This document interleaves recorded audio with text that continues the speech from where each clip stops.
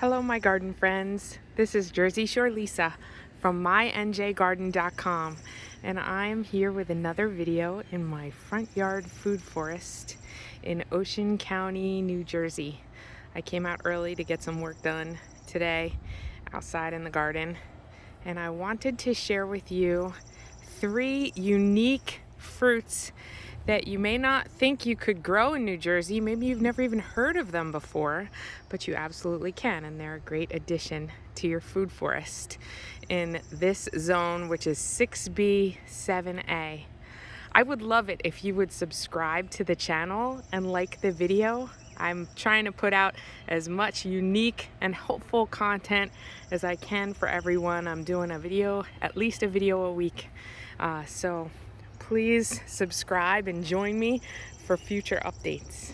So here we're gonna start right here in this bed in the front yard. You can see they're terraced beds, and I've moved a bunch of mulch into this area, into my paths, my walkways, so I don't have to keep mowing in between all of this. It cuts down on the work for me. Here we have the Goumi berry. And I just did a video the other day about foods I was going to get to harvest from the food forest for the first time this year, and I totally forgot to include the Goumi berry. But they are producing berries for the first time, and this one is called the Red Gem Goumi berry. I got this from One Green World. It's an online nursery, and they really have a lot of unique products there. You'll love it. Check them out. But this is fruiting for the first time, and I think this is just about 2 years old. This is probably, we're running into the 3rd year now. And these are the berries. So they're kind of skinny cherries. That's what they look like, but they don't taste like cherries. They really have their own flavor. They're kind of a sweet tart kind of a berry, and they don't get a deep red when they're ripe. This is basically what they look like when they're ripe, and you can tell they're ripe because they kind of give. They're a little squishy, so it's kind of like a red orange. It's not a deep red like a cherry, but you can pick them, and they're really tasty. This one specifically is my favorite. This one is very tasty, the Red Gem, but you do need 2 to set fruit. You need a pollinator. So over here on the other side of the bed, not far away, is the Sweet Scarlet Goumi berry, and it's much shorter for some reason. I haven't pruned this, but you can really see the variation in the 2 plants. There are a couple of berries on this one. I did taste one of the ripe ones, and I think that the Red Gem is actually more delicious than the Sweet Scarlet. But there aren't many berries on this one because the birds definitely found it and took them. These berries do have one flat seed in the center of each one. They are also nitrogen fixing shrubs. They host nitrogen fixing bacteria along their roots, and they help to improve the soil around them. So they are a great addition to the food forest because they support the plants around them, especially in the shady, sandy situation that I have here in my Jersey Shore front yard. And so they're a great companion to the plants around them, but they also are productive and make delicious fruit. So isn't that cool?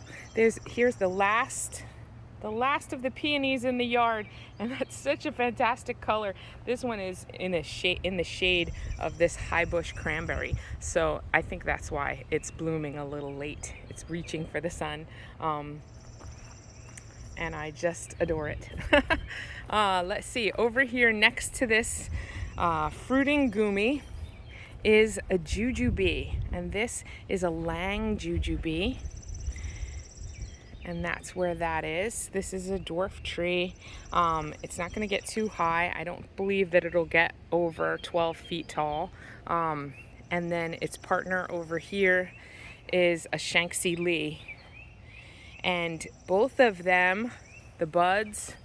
There's buds all over these trees right now.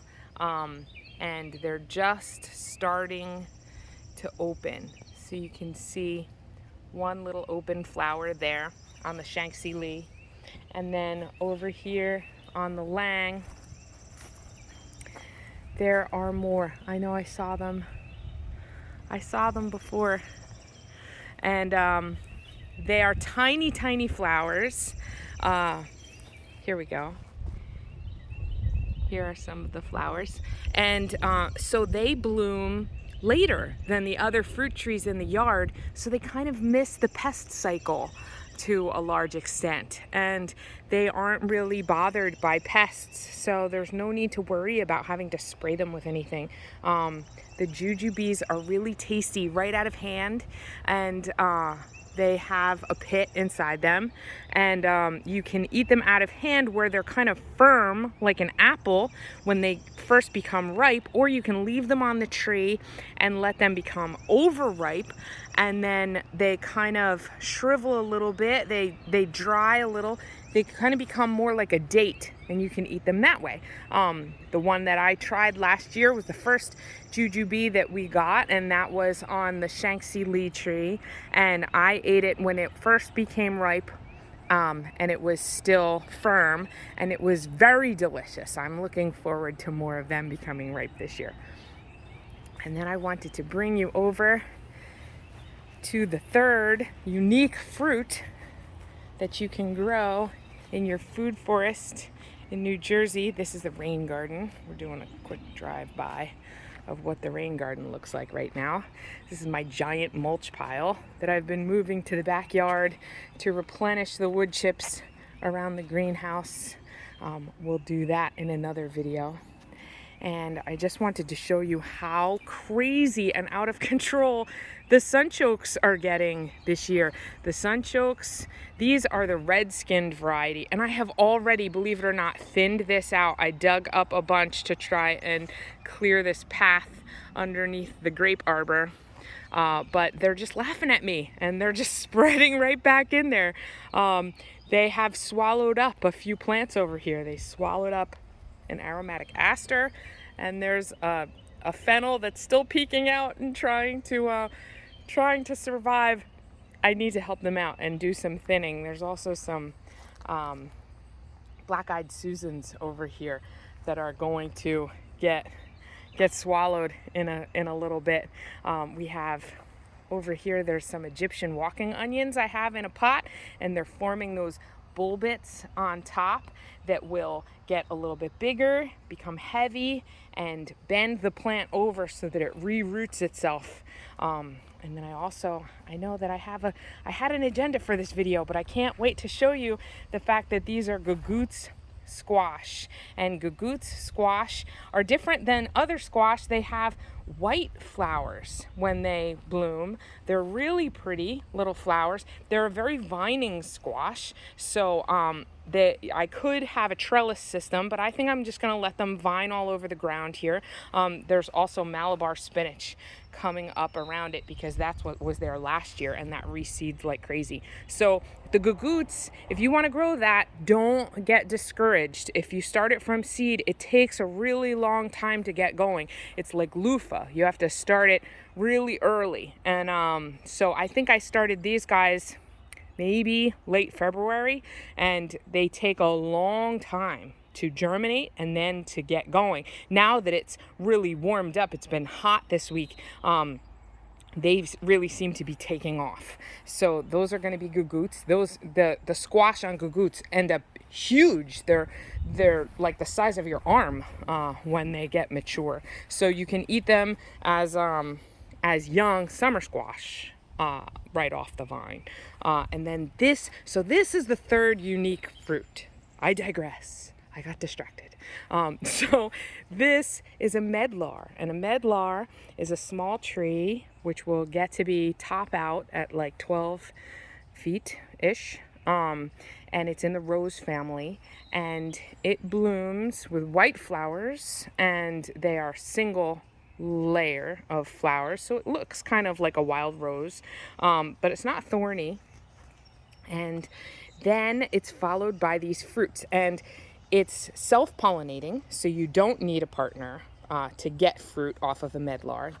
They're more popular overseas than they are in the United States. And then the flowers are followed by these fruits that are gonna end up being like big rose hips.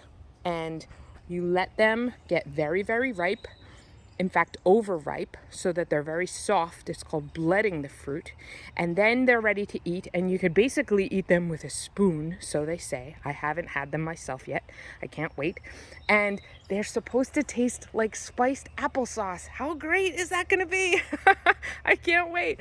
So this is a medlar, and this is a great solution for small spaces, a unique fruit that isn't really bothered by pests in this area, and add it to your food forest in Ocean County, New Jersey. And then just for to show you a couple of other things here, we have butterfly weed that is food for monarch butterflies.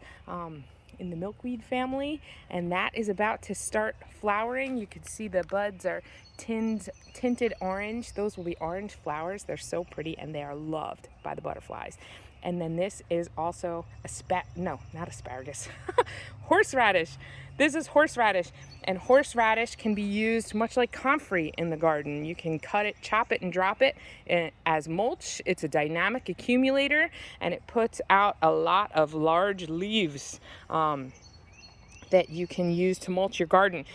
It has a substantial root system, and those roots are edible. And for people like me who are of Polish descent, we adore it, especially around the holidays as a condiment with foods. So those are 3 unique fruits for your food forest. We have medlar, we have jujube, and we have the Goumi berry. Thank you so much for joining me, and I hope that you come back soon, and happy gardening. Bye-bye.